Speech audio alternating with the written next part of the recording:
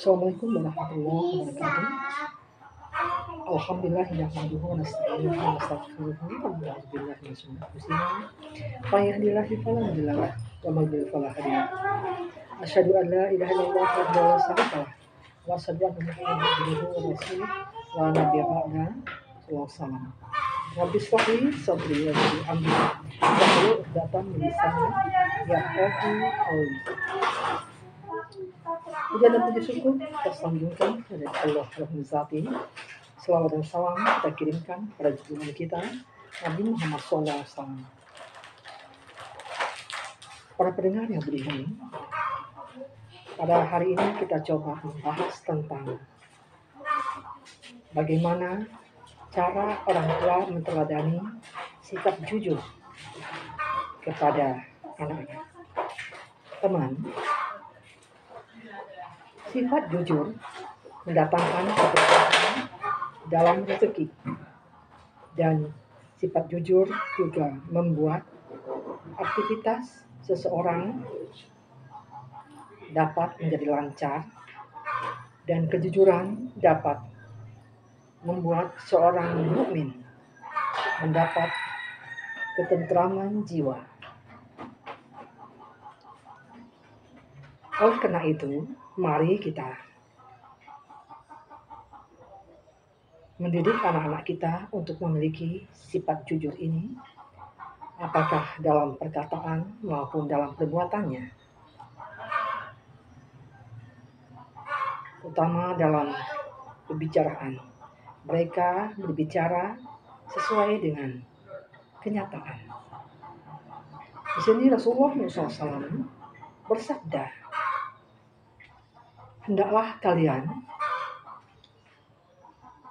bersifat jujur, karena jujur itu membawa kepada kebaikan, dan kebaikan dapat membawa seseorang menuju surga. Orang yang tetap melakukan kejujuran, dia akan dicatat di sisi Allah sebagai seorang yang jujur. Kemudian, hendaklah ada di antara kalian menjauhi sifat-sifat bohong, karena kebohongan menyeret manusia kepada perbuatan dosa, dan dosa akan membawa manusia menuju ke pintu neraka. Barang siapa tetap dalam kebohongannya, ia dicatat sisi Allah sebagai seorang yang pembohong. Diriwayatkan oleh Muslim. Sifat bohong adalah sifat yang dibenci Allah, atau sifat yang tidak disukai Allah. Karena kebohongan termasuk salah satu sifat-sifat orang munafik. Apabila dia berbicara, dia berbohong. Apabila berjanji, dia tidak menepati. Dan apabila dipercaya, dia berkhianat. Riwayat muttafaqun alaih. Semoga sifat-sifat ini akan terjauh dari diri kita dan keluarga kita, terutama kepada anak keturunan kita, agar dijauhi dari sifat bohong, sifat berkhianat, dan sifat tidak menepati janji.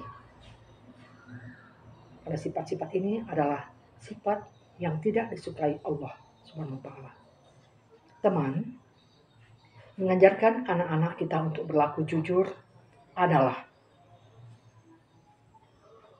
sebaik-baiknya dimulai dari orang tua itu sendiri, atau dari diri kita. Ibda binafsi. Insya Allah, anak-anak akan meneladani kejujuran yang kita contohkan. Jangan kita berharap banyak apabila kita tidak mampu bersikap jujur untuk mengharapkan anak-anak kita menjadi anak-anak yang jujur. Andai kata mereka berbohong, bereaksilah dengan bijak Jangan terlalu marah atau jangan sampai berlebihan sehingga membuat anak menjadi takut untuk mengatakan yang sebenarnya sehingga mereka terpaksa berbohong. Bung Hatta mengatakan, kurangnya kepintaran dapat dipelajari dengan belajar, kurang cakapnya seseorang dapat dipelajari dengan menimba pengalaman, namun tidak jujur sangat sulit untuk diperbaiki. Oleh karena itu, mari kita menanamkan sifat jujur kepada anak kita sejak dini, sehingga apabila mereka sudah besar nanti, mereka akan selalu menjadi orang-orang yang jujur. Temanku, di sini Allah berfirman dalam surat Al-Ahzab ayat 23, dan mereka orang-orang mukmin, di antara mereka ada yang menepati janjinya kepada Allah, dan ada pula di antara mereka yang gugur dan menunggu-nunggu. Mereka tidak sedikit pun untuk tidak menepati janjinya. Ini bagi orang-orang yang beriman, dia akan selalu menepati janji-janjinya, karena janji itu adalah sebuah hutang yang harus kita bayar.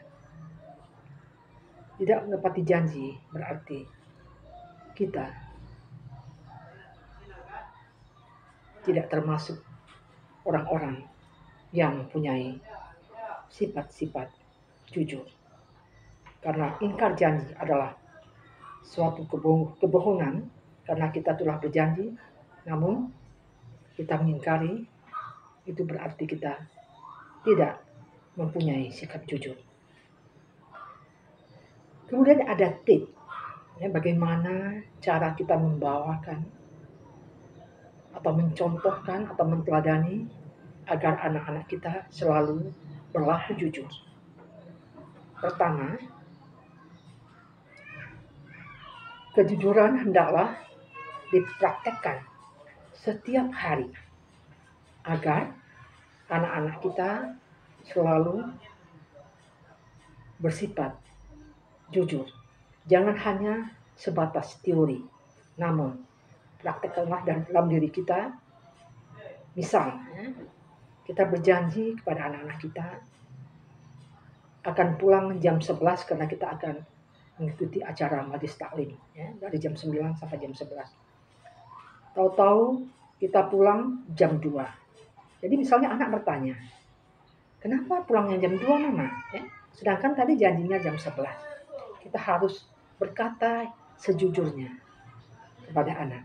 Tadi jam 11 Mama sudah selesai mengikuti majlis taklim. Mama ketemu dengan teman, diajaknya ke rumah dan dia membuat makanan, diajaknya Mama makan bersama dengan teman-teman yang lain dan ngobrol, akhirnya Mama terlambat. Makan Mama nak ya? Mama tadi mampir ke tempat teman ya. Nah, mudah-mudahan dengan hal ini kita memulai dari diri kita sendiri, ibda binafsi.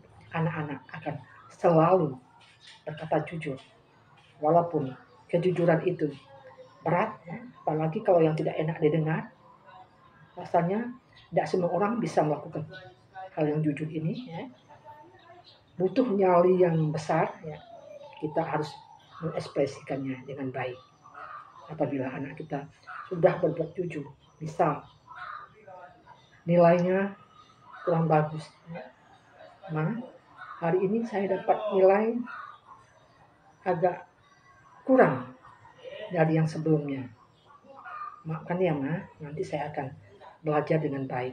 Kita harus mengapresiasikan, beri dia motivasi agar anak kita selalu bersemangat untuk meningkatkan kekuatannya atau kemampuannya untuk belajar dan belajar. Jangan sampai kita mematahkan semangatnya.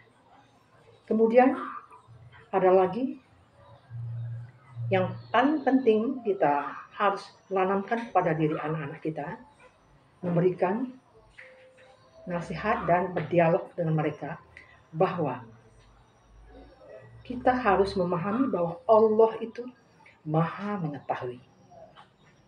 Allah melihat apa yang kita perbuat. Allah mendengar apa yang kita bisikkan walaupun di hati kita yang terdalam. Allah menatap apa yang kita lakukan. Tiada tersembunyi sedikit pun di mata Allah. Sebagaimana Rasulullah bersabda, wa huwa ma'akum ainama kuntum innama ta'maluna basir. Allah melihat apa yang kamu perbuat dimanapun kamu berada.